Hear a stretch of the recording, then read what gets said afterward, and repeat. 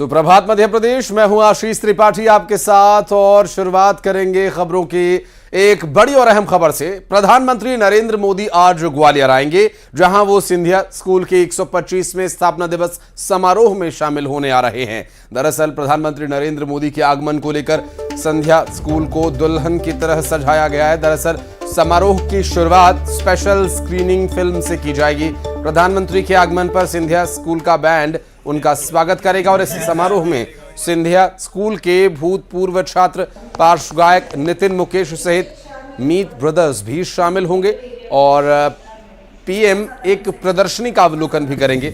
इसके बाद यहीं से न्यू मल्टीपर्पज स्पोर्ट्स कॉम्प्लेक्स की आधारशिला रखेंगे। पीएम माधव अवार्ड 2023 भी प्रदान करेंगे।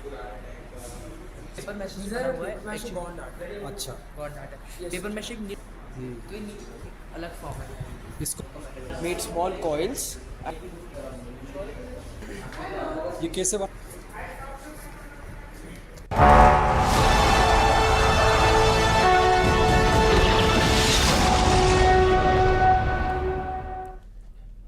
और अब बात मध्य प्रदेश के राजनीतिक जगत की। जी हां, कल दिल्ली में बीजेपी सीईसी की बैठक हुई। पीएम मोदी की अगुवाई में मध्य प्रदेश की बाकी बची सीटों पर उम्मीदवारों के नाम पर मंथन हुआ और यह कहा जा रहा है कि बीजेपी जल्द प्रत्याशियों के नाम का ऐलान कर सकती है। सूत्रों की माने तो 94 सीटों पर प्रत्याशियों के नाम का ऐलान किया जा सकता है।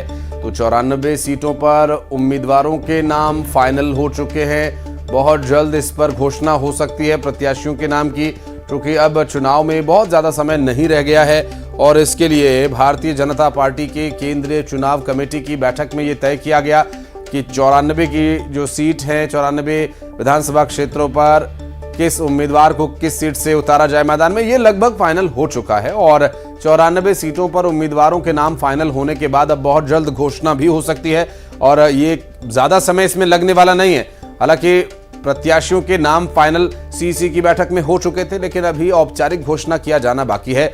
सीईसी की बैठक में यह तय हुआ कि बाकी जो 94 सीटें हैं उसमें किस सीट पर किस उम्मीदवार को उतारा जाएगा। लेकिन एक जो अभी संशय वो ये है कि क्या बाकी बची 94 सीटों पर एक साथ सभी प्रत्याशियों के नाम घोषित किए जा सकते हैं, या फिर इसके अलावा 94 सीटों पर नाम फाइनल होने के बाद कुछ कुछ सीटों पर 1 या 2 या 3 चरण में इन सीट्स पर कैंडिडेट्स का नाम घोषित किया जाएगा। लेकिन सवाल यहां पर यह है कि अगर 94 सीटों पर नाम फाइनल हो गए हैं तो फिर एक साथ जारी किए जा सकते हैं कि नहीं। बहरहाल जल्द प्रत्याशियों के नाम की घोषणा होगी, ये जानकारी जरूर मिल रही है। दिल्ली में हुई केंद्रीय चुनाव कमेटी की बैठक के बाद भारतीय जनता पार्टी ने बाकी बची 94 सीटों पर नाम लगभग तय कर लिए हैं।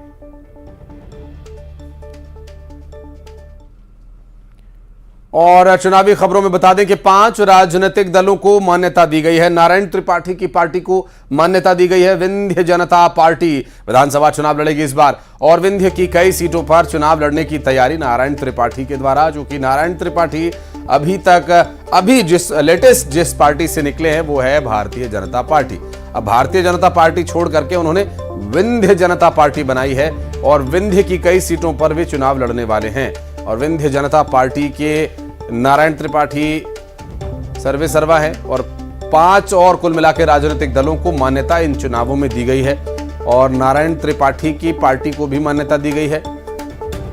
हालांकि नारायण त्रिपाठी को भारतीय जनता पार्टी ने टिकट नहीं दिया था, इस वजह से वे नाराज चल रहे थे और अब यहां उन्होंने एक नई पार्टी विंध्य जनता पार्टी का ऐलान कर दिया है और ये पार्टी अब मान्यता हासिल कर चुकी है राजनीतिक दल के तौर पर। कुल मिलाकर 5 और दलों को, नारायण त्रिपाठी के विंध्य जनता पार्टी को मिलाकर 5 दलों को मान्यता दी गई है।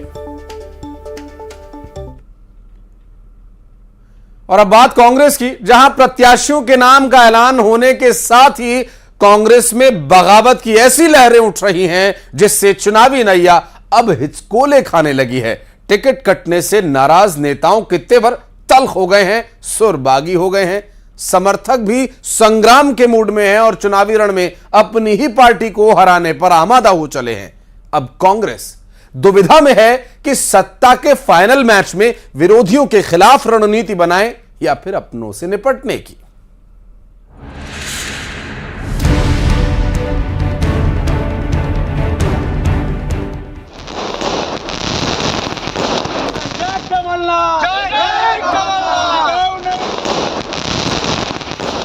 जश्न की ये तस्वीर देर रात कांग्रेस के 88 प्रत्याशियों की दूसरी लिस्ट जारी होने के बाद की है। इन तस्वीरों में टिकट हासिल करने वाले नेताओं के समर्थकों का जश्न है, लेकिन खुशी का इजहार जितना जोरदार हुआ, उससे ज्यादा विरोध का वो तूफान था जिसने टिकट का ऐलान होते ही कांग्रेस के लिए संकट बनकर दस्तक दे दी। कहीं मौजूदा विधायकों के टिकट कटने को लेकर गुस्सा है, तो कहीं उन दावेदारों के समर्थक सड़क पर उतर चुके हैं जिनके सपने चुनावी रण में उड़ान न भर सके। कांग्रेस ने अपने उम्मीदवारों की दूसरी लिस्ट में अलग अलग वजहों से 6 मौजूदा विधायकों का पत्ता साफ कर दिया, जिनमें 3 चंबल ग्वालियर, 2 मालवा निमाड़ और 1 भोपाल के विधायक शामिल हैं। सुमावली से अजब सिंह कुशवाहा को बेटिकट कर कुलदीप सिकरवार को प्रत्याशी बनाया गया। मुरैना से राकेश मावई के टिकट पर कैंची चली, उनकी जगह दिनेश गुर्जर को उम्मीदवार घोषित किया गया। गोहद में मेवाराम जाटव की जगह केशव देसाई को टिकट दे दिया गया। वहीं सेंधवा में मोन्टू सोलंकी ने मौजूदा विधायक ग्यारसी लाल रावत को सर्वे में पछाड़ दिया। उज्जैन के बड़े नगर से विधायक मुरली मोरवाल की जगह राजेंद्र सिंह सोलंकी पार्टी के चेहरे होंगे। वहीं ब्यावरा में रामचंद्र दांगी पर पुरुषोत्तम रामचंद्र की दावेदारी भारी पड़ गई। टिकट कटने के बाद विरोध के सुर कुछ इस तरह मुखर हो गए हैं। जहां सुमावली विधायक अजब सिंह कुशवाहा ने कमलनाथ को मुरैना की सभी 6 सीटों पर हराने की चुनौती दे डाली, वहीं भांडेर से टिकट की दावेदारी कर रहे कांग्रेस प्रदेश महामंत्री भानु ठाकुर ने हाथ का साथ छोड़कर कमल थाम लिया। भी मेरा जो टिकट काटा गया है, तो ये मेरे समर्थक जितने भी, और मेरा भी ये चैलेंज है कि मुरैना की 6 सीट माननीय कमलनाथ जी को हराकर यहाँ से भेजूंगा। बहुत मजदूरी की मैंने कांग्रेस में, बहुत मजदूरी की, लेकिन जब मेरा स्वाभिमान और सम्मान जागा और जब मुझे नरोत्तम मिश्रा जी का और ज्योतिरादित्य सिंधिया जी का आशीर्वाद मिला, और मैं जननायक ज्योतिरादित्य सिंधिया जी और डॉक्टर नरोत्तम मिश्रा जी के सानिध्य में, उन्हीं के आशीर्वाद में आज दतिया में काम करूंगा। कांग्रेस के प्रत्याशियों का ऐलान देर रात हुआ और रात के अंधेरे में ही विरोध की मशाल जल उठी। चुनावी जंग में बगावत के सुर बुलंद हैं और कांग्रेस के लिए आफत की आहट। सिवनी मालवा में प्रत्याशी अजय पटेल का विरोध शुरू हो चुका है। शुजालपुर में प्रत्याशी रामवीर सिंह सिकरवार का पुतला फूंककर प्रदर्शन किया गया। बुरहानपुर में प्रत्याशी बनाए गए निर्दलीय विधायक सुरेंद्र सिंह शेरा के खिलाफ मोर्चा खोल दिया गया। पवई के प्रत्याशी मुकेश नायक के खिलाफ भोपाल में कांग्रेस मुख्यालय के बाहर नारेबाजी हुई। दतिया के सेवड़ा में भी कांग्रेस के मौजूदा विधायक और प्रत्याशी घनश्याम सिंह का विरोध हो रहा है। मऊ में प्रत्याशी राम शुक्ला के विरोध में रैली निकाल दी गई। गुना में पंकज कनेरिया के खिलाफ विरोध का शोर तेज हो गया। देवास के खातेगांव से दीपक जोशी को प्रत्याशी बनाने के विरोध में कांग्रेस नेता लक्ष्मी नारायण बंडावाला ने सभी पदों से इस्तीफा दे दिया। कांग्रेस में टिकट के लिए तकरार और सिर फुटअव्वल विरोधियों के लिए चुटकी लेने की वजह बन चुकी है। सीएम शिवराज ने अपने अंदाज में कांग्रेस पर तंज कसा और कमलनाथ और दिग्विजय सिंह को अपने निशाने पर एक बार फिर से लिया। कुछ टिकट कमलनाथ जी ले गए, कुछ दिग्विजय जी ले गए, बाकी हाथ मलते रह गए। अब आपस में लड़ाई मची हुई है, विरोध हो रहा है, पुतले जल रहे हैं। एक अपने पुत्र को स्थापित कर रहा है, दूसरा अपने पुत्र को स्थापित कर रहा है। तो दुर्गति कांग्रेस के अंदर भी है। ये एक बहुत अच्छा साइन है। विरोध क्यों हो रहा है? क्योंकि सबको इस वक्त प्रतीत हो रहा है कि there is a huge backlash Congress के पक्ष में। कांग्रेस जीत रही है। इस वक्त कांग्रेस का लीडर बॉयंट है, वो चुनाव लड़ना चाहता है, जीतना चाहता है। इसीलिए जब जहां जहां बीजेपी के कुछ लोगों को टिकट्स दी गई हैं, he feels deprived and denied, इसलिए वो अपनी बात बोल रहा है। बट ये सब चीजें with passage of time settle down हो जाएंगी। उधर कांग्रेस सधे हुए अंदाज में जवाब देकर इस विरोध को स्वाभाविक बता रही है।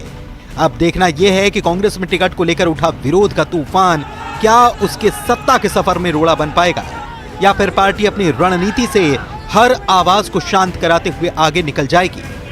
Bureau report, news 18।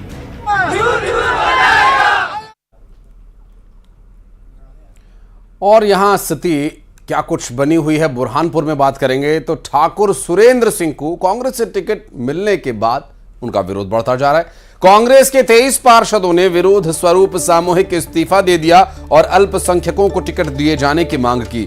शौकत मैदान में पार्षद दल ने एकजुट होकर अल्पसंख्यक बाहुल्य सीट पर अल्पसंख्यकों को टिकट दिए जाने की मांग की।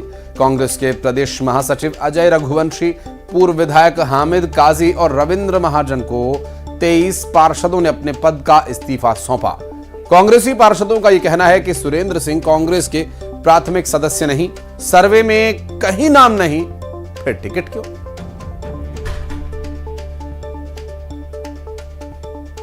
उसमें हमने शुरू से इस संगठन के माध्यम से और हमारे सब जितने भी वरिष्ठ लोग हैं पार्षदों के जरिए हमने अल्पसंख्यक उम्मीदवार की डिमांड किए थे, जिसमें हमारे डॉक्टर फरीद काजी, नूरुद्दीन काजी और हमारे रफीक भाई, इनका नाम था। हमारी मांग ये थी कि चूंकि हमारे यहाँ पे 100 लाख मुस्लिम मतदाता है, तो उसको मद्देनजर रखते हुए हमें यहाँ पे माइनॉरिटी का उम्मीदवार दिया जाए। पार्षद साथियों ने, चाहे अल्पसंख्यक हो चाहे बहुसंख्यक हो, सभी ने इस बात को लेकर इस्तीफा दिया है कि एक ऐसे व्यक्ति को टिकट दिया गया है जिसने सबसे पहले कांग्रेस सरकार गिराने में अग्रिम भूमिका निभाई थी, जो राज्यसभा में कांग्रेस का साथ नहीं था, जिसने भारतीय जनता पार्टी की सरकार को समर्थन दिया था और 1.5 साल के नगर निगम के कार्यकाल में एक भी किसी पार्षद के लिए काम करने का काम नहीं किया। और इस बीच खंडवा में कांग्रेस नेता ठाकुर सुरेंद्र सिंह उर्फ शेरा भैया का बड़ा बयान आया। टिकट मिलने के बाद से बुरहानपुर में हो रहे विरोध पर उन्होंने कहा, कोई विरोध नहीं है, सब मेरे परिवार के हैं। साथ ही ये भी कहा कि कांग्रेस की सरकार बनी तो मेरा महत्वपूर्ण किरदार होगा। भोपाल से बुरहानपुर जाते हुए जब ट्रेन खंडवा पहुंची तो यहां बड़ी संख्या में उनके समर्थकों ने उनका स्वागत किया।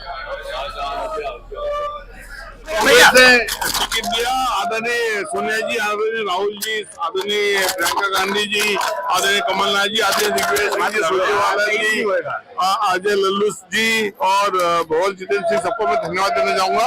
जिस विश्वास उन्होंने टिकट दिया उस विश्वास पे खड़ा उतरूंगा, कांग्रेस को मजबूत करूंगा बुरहानपुर जिले, खंडवा जिले। किसने बोला है बात? कभी हो ही नहीं सकता। कुछ भी नहीं है, कुछ भी नहीं, कुछ भी मेरे लोग हैं, मेरे परिवार। सरकार बनती है तो क्या रोल होगा सुरेंद्र सिंह शेरा का? बहुत मजबूत रोल रहेगा। किसानों के फेवर की बात करूंगा, युवाओं की फेवर की बात करूंगा। सपा प्रमुख अखिलेश यादव ने मध्य प्रदेश चुनाव में कांग्रेस द्वारा सीटें नहीं दिए जाने को लेकर कहा कि अगर एमपी में कांग्रेस सीटें नहीं देना चाहती या नहीं देनी थी तो पहले ही यह तय कर लेना था। अगर कांग्रेस का यही व्यवहार रहा तो उन पर भरोसा कौन करेगा? उनकी माने तो अगर हम मन में भ्रम लेकर भाजपा के खिलाफ लड़ेंगे तो जीत हासिल नहीं कर पाएंगे। उधर जब पूर्व मुख्यमंत्री कमलनाथ से अखिलेश यादव पर सवाल पूछा गया तो वे झुंझला गए और कमलनाथ के बयान पर कैलाश विजयवर्गीय ने निशाना साधा। कहा कि जरूरत पड़ने पर गले मिलते हैं और जब काम निकल जाता है तो मक्खी की तरह फेंक देते हैं।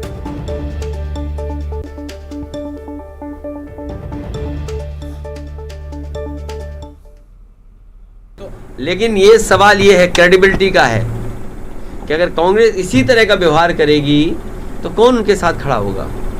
इसलिए मैं कोई राय सुझाव नहीं दे रहा हूं कांग्रेस पार्टी को, लेकिन देश के सामने बड़ी चुनौती है। बीजेपी बड़ी पार्टी है, बीजेपी बहुत ऑर्गेनाइज्ड दल है, इसलिए उसके मुकाबले के लिए कोई भी कंफ्यूजन किसी दल के अंदर नहीं होना चाहिए। अगर कंफ्यूजन के साथ आप चुनाव लड़ोगे बीजेपी से तो आप कामयाब नहीं। कांग्रेस पार्टी को साफ करना चाहिए था। मेरा मानना यह है कि अगर आपको सीट नहीं देनी थी तो समाजवादियों से बात नहीं करनी चाहिए थी। आपको पहला ही कदम ये उठा लेना चाहिए था कि आप अपना संगठन और अपनी पार्टी के हिसाब से लड़िए और जो सहयोग चाहते वो बता देते तो शायद समाजवादी पार्टी सहयोग करती और खड़ी रहती। सर, अखिलेश यादव ने आरोप लगाया कि कांग्रेस ने धोखाधड़ी की है। अरे भाई छोड़ो, सर, अखिलेश यादव ने आरोप लगाया कि कांग्रेस ने धोखाधड़ी की है। अरे भाई छोड़ो, सर, अखिलेश यादव ने आरोप लगाया कि कांग्रेस ने धोखाधड़ी की है। अरे भाई छोड़ो। कांग्रेस अपने गठबंधन के साथियों के प्रति कितनी जिम्मेदार है, कितना सम्मान करती है, ये आज साफ हुआ जब कमलनाथ जी से पत्रकारों ने पूछा कि अखिलेश यादव जी ने नाराजगी व्यक्त की तो उन्होंने कहा छोड़ो अखिलेश। जब इनको काम होता है गले पड़ते हैं, काम निकल जाता है, तो इस प्रकार दूध में से मक्खी से निकालकर फेंक देते हैं। ये कांग्रेस का असली चरित्र है। और वायरल वीडियो से कांग्रेस पर हमलावर हुई बीजेपी। दरअसल महू प्रत्याशी रामकिशोर शुक्ल का एक वीडियो बताया जा रहा है जो कि फिल्मी गाने में झूमते हुए नेताजी नजर आ रहे हैं, जबकि न्यूज 18 इस वायरल वीडियो की पुष्टि नहीं करता है। न्यूज 18 इस वायरल वीडियो की पुष्टि नहीं करता है। वायरल वीडियो से जो कि सोशल मीडिया पर चर्चित हुआ महू प्रत्याशी रामकिशोर शुक्ल का फिल्मी गाने पर झूमते नाचते ये वीडियो सामने आया जो कि वायरल हो रहा है। दरअसल ये रात के वक्त का वीडियो है, इंदौर से सामने आया वीडियो, जहां पर नेताजी फिल्मी गाने पर फिल्मी अंदाज में डांस करने की कोशिश कर रहे हैं और वीडियो में फिल्मी गाने पर झूमते दिख रहे हैं नेताजी। ये सोशल मीडिया पर दावा किया जा रहा है। वायरल वीडियो कांग्रेस पर अब बीजेपी इस वीडियो को लेकर हमलावर है।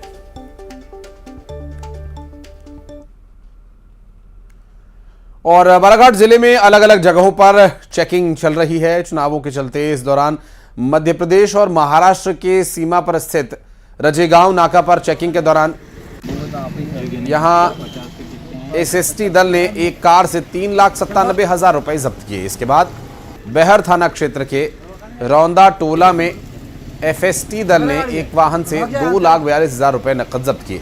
इस तरह कुल 6,39,000 रुपए नकद जब्त किए गए।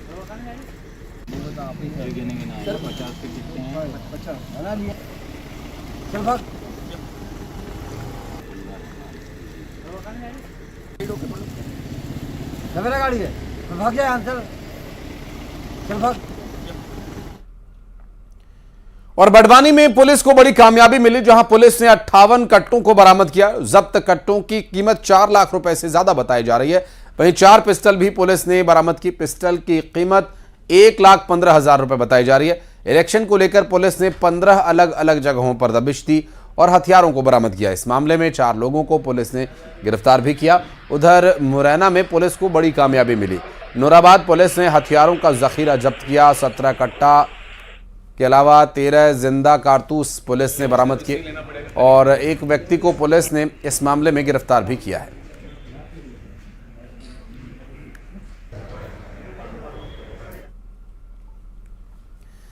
जाको राखे साइयां मार सके ना कोई, यह कहावत तो आपने सुनी ही होगी। खंडवा नदी में डूब रहे एक परिवार के लिए भी देवदूत की तरह रेस्क्यू टीम पहुंची। एक रिपोर्ट।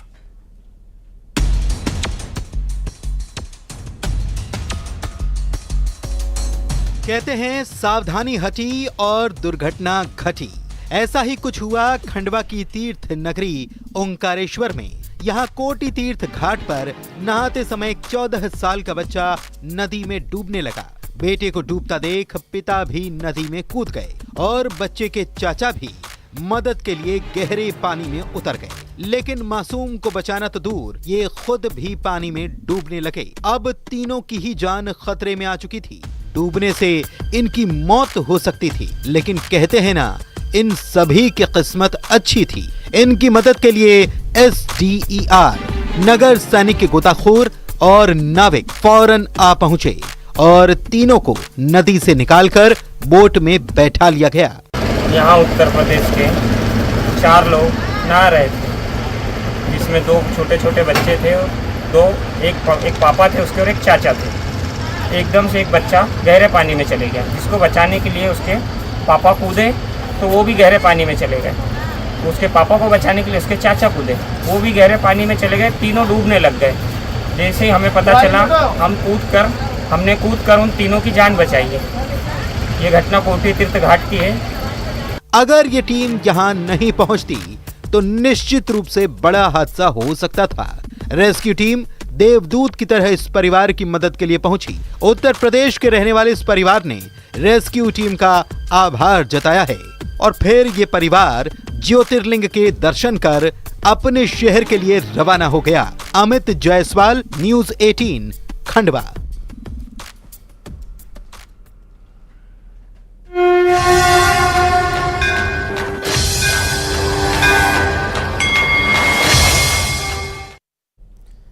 जय मां अंबे। नवरात्रि का पवित्र पर्व पूरे उल्लास और विधि विधान से मनाया जा रहा है। आज मां के काल रात्रि स्वरूप की पूजा हो रही है। दुष्टों का नाश करने के लिए आदि शक्ति ने यह रूप धारण किया था और इसलिए मां के इस स्वरूप को वीरता और साहस का प्रतीक भी माना जाता है। पौराणिक कथाओं की मान्यता की बात करें तो इसके अनुसार देवी के इस स्वरूप की पूजा करने से दुष्टों का विनाश होता है।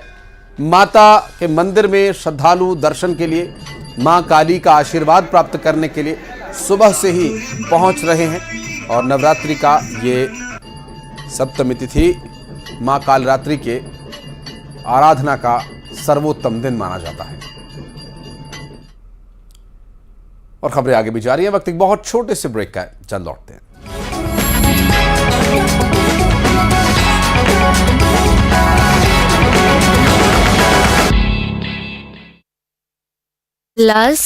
Notice BJP